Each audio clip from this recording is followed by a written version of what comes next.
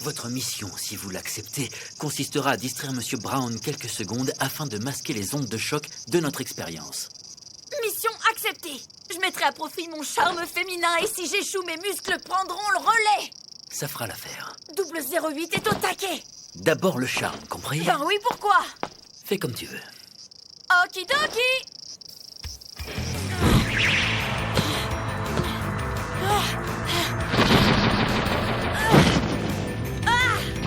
Maintenant. Ok, commence l'expérience. C'est quoi ça? Ah! Okabe! Oh non, j'ai échoué. Qu'est-ce qui fabrique encore cet Okabe de malheur? C'est déjà fini? Ils ont tout stoppé? Ou alors...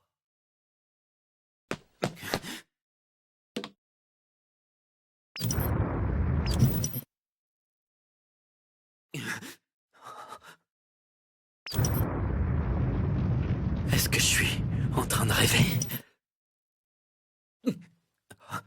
Moi, je suis en plein cauchemar. C'est quoi encore ce bordel? Donc, si j'ai bien compris, le téléviseur cathodique 42 pouces d'en bas a servi de lifter de remplacement? Dans ce cas, ça signifie qu'on pouvait uniquement envoyer des D-mails pendant les horaires d'ouverture lorsque la télé était en marche? Oui, ça explique tout. Pas si fort, j'ai un sale mal de crâne, c'est l'horreur. Mon pauvre... Quel brute ce Monsieur Brown! Pourquoi ce gars-là est aussi violent? Tu l'as bien cherché, avoue-le. Oh, c'est toi qui voulais faire cette expérience, je te rappelle. T'as raison. Mais maintenant, on sait comment fonctionne le téléphone micro-ondes. Ouais, c'est une grande découverte. Il est donc temps de travailler sur le voyage temporel physique. Non. Tu pourrais faire semblant d'y réfléchir. J'y réfléchis et c'est non, tu vas finir en gelée verte. Compresser un homme en 36 octets et t'y réalise... Madame se la pète maintenant. Me la péter devant toi, tu veux rire? Regarde plutôt le titre. Analyse des impulsions neurales et de la mémoire stockée dans le lobe temporal. Ça, c'est du chinois, je comprends rien du tout. C'est simple, il s'agit d'un article sur la mémoire humaine. Ma spécialité, c'est le cerveau. C'est mon truc. Pour vous faire la version courte, la mémoire est stockée dans le cerveau par le biais de signaux d'impulsion. Ce sont des données électriques. Des données? Tu veux dire que... Oui. D'un point de vue physique, envoyer une personne dans le passé est impossible. En revanche, on peut essayer de trouver un moyen d'y envoyer sa mémoire. Dans son téléphone? Non, dans son propre passé. On devra tenter une conversion des données, puis les envoyer comme un D-mail. On prend ce qu'il y a dans la tête maintenant, on le convertit et on l'envoie dans la version passée de toi-même. Quoi? Dans la version passée de soi-même? C'est plutôt un transfert de mémoire qu'un voyage dans le temps. C'est moi. Toutes les pièces du puzzle sont enfin en place. Il est grand temps de passer à la phase finale du plan. Je vous le communique officiellement, l'opération Verdandi a enfin débuté. Tu peux nous expliquer ce que signifie ton charabia? On va tâcher de mettre ton transfert de mémoire en pratique, alors te déconcentre pas. C'est pas si simple que ça, j'ai pas le matériel nécessaire pour une expérience du genre. Cela dit, on est à Akihabara, donc ça devrait être du gâteau de trouver un instrument qui lise les signaux de la mémoire à l'intérieur du lobe temporal. Seulement... Il y a un souci? Eh bien, honnêtement, j'ai peur que le téléphone micro-ondes ne soit pas assez puissant pour compresser autant de données. Et quoi? Rien. Très bien. Voici les pièces dont on a besoin. Mayoshi comprend rien du tout. Qu'est-ce que vous faites? Christina a déjà tout dit, mais je vais essayer de simplifier. Voyons, on peut envoyer dans le passé ton esprit tel qu'il est. Ça fait pas un peu peur, Ocarine? Mais pourquoi on se contenterait pas seulement des D-mails? Le problème avec les D-mails, c'est qu'il y a beaucoup trop de variables en jeu. Un seul message peut engendrer de nombreuses conséquences inattendues. Je vois pas en quoi ce sera différent avec la mémoire. Étant donné qu'on connaît déjà le futur, avec un peu de chance, on pourra choisir de ne pas trop altérer le passé. Comme pour la transformation d'Akihabara. Quelle transformation? Non, rien.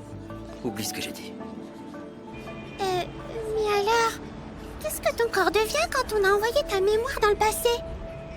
Il est toujours présent physiquement, mais il n'est rien de plus qu'une coquille vide, non? C'est une bonne question. Autre chose. Et là, maintenant, on est en train d'avoir une conversation, t'es d'accord? Oui? Très bien. Alors, prenons cet exemple. Imaginons que Mayushi retourne une semaine en arrière. Que se passerait-il si pendant cette semaine, elle n'avait pas cette conversation avec toi? Dans ce cas, à mon avis, toi tu te souviendrais de cette discussion, mais pas moi, car pour ma part, elle n'aurait jamais existé. Si je résume, Mayushi se rappellera parfaitement notre conversation, tandis que toi, tu n'en auras plus aucun souvenir? Tu as tout compris. Si ça m'arrivait, je crois que je pourrais pas m'empêcher de pleurer. Pour moi? Non, pour Mayushi. Oh, regarde, c'est Moeka! Hé, Moeka!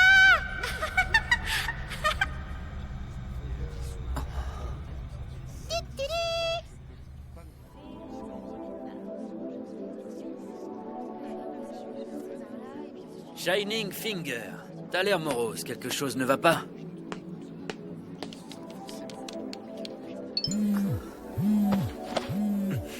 Ça va avec la machine à remonter le temps? Oui, on l'utilise toujours. Et devine quoi? On va peut-être tester les transferts de mémoire. Ne divulgue pas notre secret. Hein? Mais Moeka est le membre du labo 005.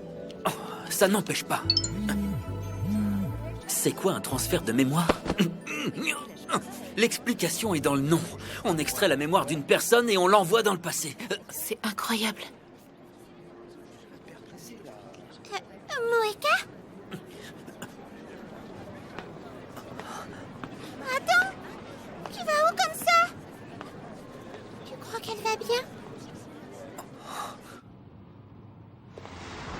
Je vais aller à Akibao en premier, ce sera plus judicieux. Salut, Mayuri! Moi aussi, je suis contente de te voir, Nae. Mais qu'est-ce que tu fais ici? Ça va, les gens? C'est comme ça que tu te fringues? Ouais, je sais. Le chef est vénère, alors il m'a dit de rester comme ça toute la journée. C'est du poison pour les enfants. Hein? Comment ça? D'une, j'adore les gosses, et de deux, j'ai pas de poison sur moi. Quoi? C'est des bêtises, oublie tout ce que je viens de dire. Nae t'a cherché partout, au fait. Elle a quelque chose à te dire. À qui, moi? Pardon, Karine. Mon papa a été très très méchant avec toi. T'inquiète pas.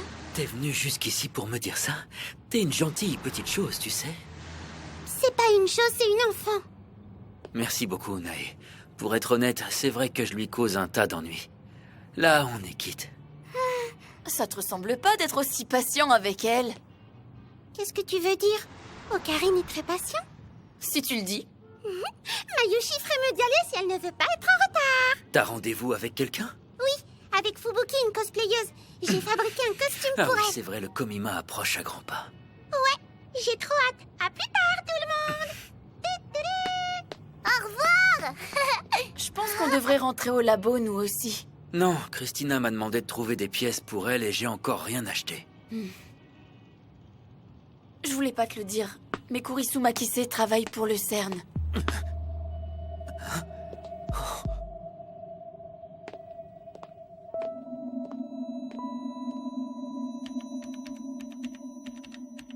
Christina serait une espionne du CERN. J'en doute.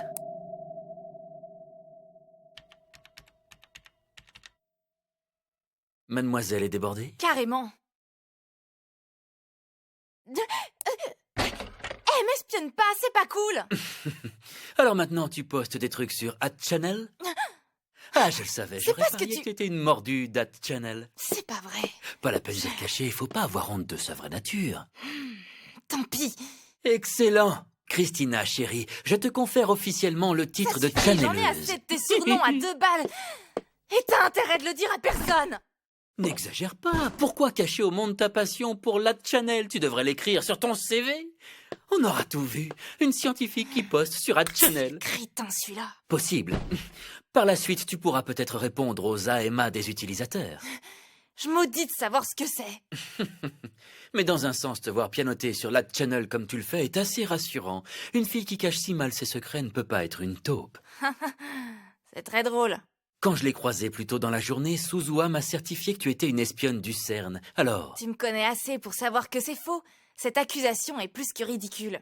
évidemment. Au départ, c'est vrai que tu étais un agent de l'organisation. Ensuite, tu as rallié le côté clair de la science et tu es devenue mon assistante. Tu te plantes. Enfin bref, raconte-moi l'évolution de ton travail. L'évolution? Le transfert de mémoire. J'ai acheté toutes les pièces. Ah oui, c'est vrai. Je vais y jeter un coup d'œil. Il est trop tard pour renoncer. Pourquoi tu es si hésitante? Me dis pas que tu te dégonfles. Si, un peu en fait. J'ai peur des conséquences si on va jusqu'au bout. En vérité, il n'y a pas que ça. Je t'écoute. Bien que je n'ai pas envie d'avoir cette conversation, je trouve injuste de te cacher cette partie de ma vie. Mais pas ici. Je préfère ne pas te regarder quand je t'expliquerai tout. Alors voilà. La relation que j'entretiens avec mon père est plutôt tendue. Oh, je vois. Frappé par la foudre alors que la tempête faisait rage, ton père t'a rejeté car tu... Si c'est pour te foutre de moi, j'arrête! Désolé. Vas-y, continue. Pour faire court, mon père ne m'aime pas. Non. En fait, il me déteste. Pas en tant que sa fille, mais en tant que scientifique. En tant que sa rivale. Il est physicien. Ou plutôt, il l'était. Quand j'étais petite, je passais des heures à l'écouter parler de ses travaux compliqués. Avant même d'entrer au collège, comprendre ses articles était pour moi un jeu d'enfant. C'est à cette époque que j'ai commencé à écrire des articles scientifiques et à gagner des prix. Mais moi, je me fichais des récompenses. Ce qui me plaisait, c'était les débats avec mon père. On s'échangeait les articles par email, puis s'en suivaient de longues discussions. Et du jour au lendemain, sans explication, nos emails ont cessé. Ça doit être de ma faute. Je contredisais ces théories les unes après les autres. En pointant ses erreurs, j'ai involontairement blessé sa fierté. J'ai humilié mon père. Il s'est mis à s'en prendre à ma mère. Il a perdu toute confiance en lui et l'université l'a évincé. La dernière fois que je l'ai vu, ça s'est très mal passé entre nous. Il m'a dit « Garde ta pitié pour d'autres. Comment oses-tu me regarder de haut ? Je suis ton père, sale petite peste. »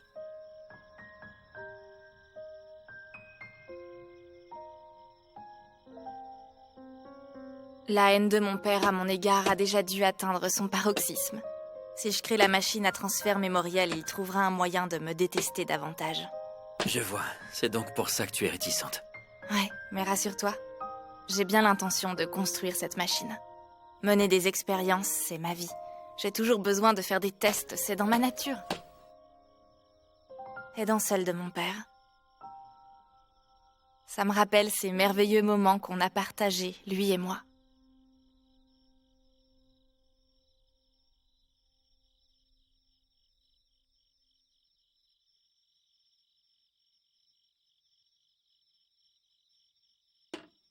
Puisqu'il en est ainsi, lançons immédiatement l'opération Verdandi. Il n'y a pas une minute à perdre. Dépêchons-nous, l'organisation est sur nos talons. Alors c'est tout ce que tu trouves à dire. Tu t'attendais à quoi de la part de Owen Kiyoma? J'ai pour mission de changer la structure du pouvoir.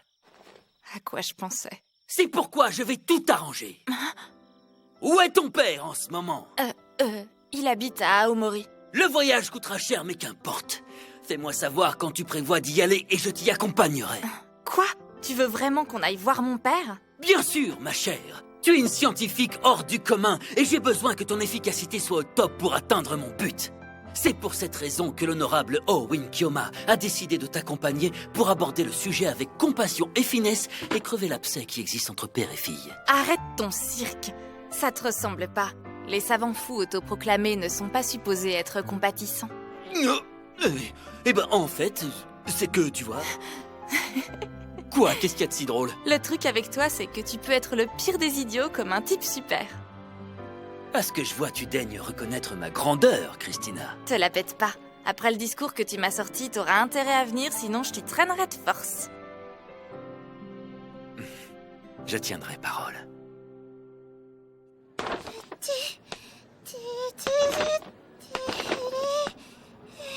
Ça va, tu t'en sors, Mayuri? On dirait que ces sacs pèsent une tonne. Où est ton ami Rintaro? Il pourrait au moins te proposer un coup de main. Vous inquiétez pas. Je suis presque arrivée. Tu te moques de moi? J'ai fait exprès d'écrire Makissé dessus.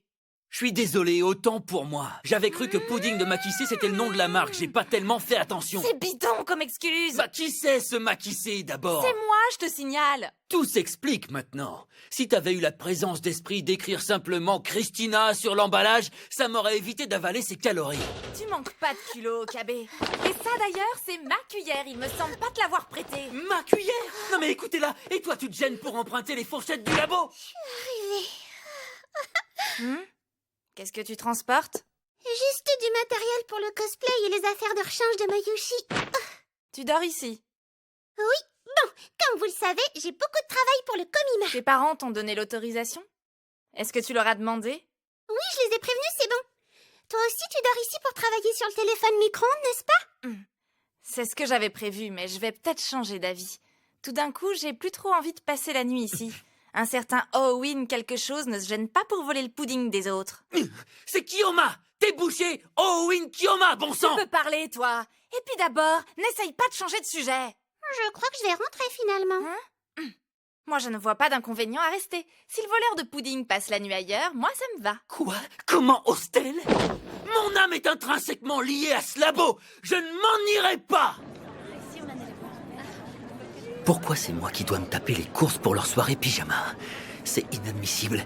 Je suis devenu le boy de ma propre assistante. Hein? Christina?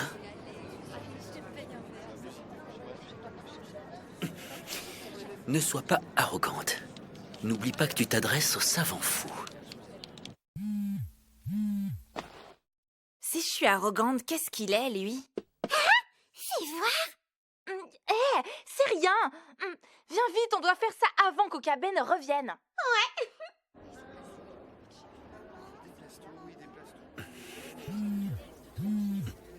Qu'est-ce qu'elle me veut encore?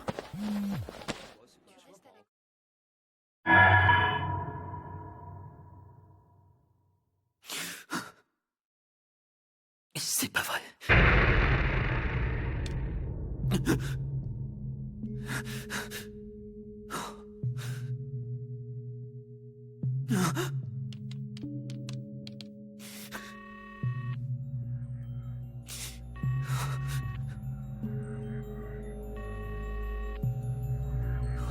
Mayuri. Hey. Mayuri. Mayuri.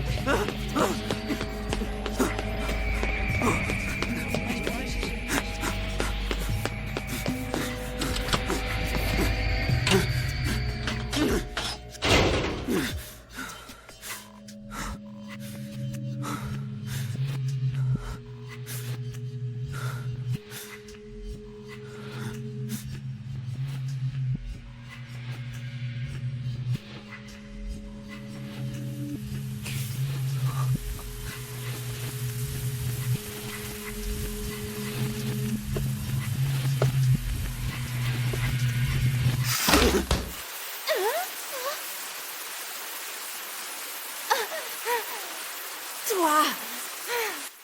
Et tu te crois où, hein? T'es rien d'autre qu'un obsédé! Oh, Karine, tu me déçois beaucoup. Darou serait du genre à faire ça, mais pas toi. T'abuses! T'étais tellement pressé de nous mater sous la douche que t'as acheté que dalle! Et qu'est-ce qui tourne pas rond chez toi? Tu te sens mal? Oh, Karine. Ça va, Darou? Qu'est-ce que tu fais au labo si tard? C'est ce que je pensais. J'ai essayé de me connecter depuis chez moi, mais on m'a refusé l'accès au PC. Y aurait un problème?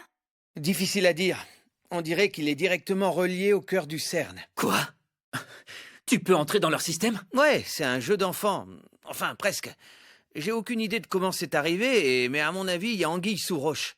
C'est comme si le CERN nous avait laissé la porte grande ouverte. Comment ça? Attends un peu. Si nous, on n'a pas tenté de se connecter depuis ce PC, ça voudrait dire que le CERN est déjà au courant de nos expériences et qu'il essaie de pirater notre système. Possible, mais j'ai tout mis en œuvre pour brouiller les pistes. Le point positif, c'est qu'on peut activer le grand collisionneur Ce de serait Hadron donc depuis ce PC. Le C'est vrai, CERN. on peut faire ça?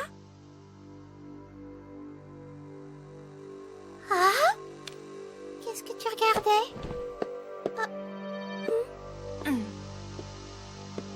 Un souci avec ton portable? Non. C'est rien du tout.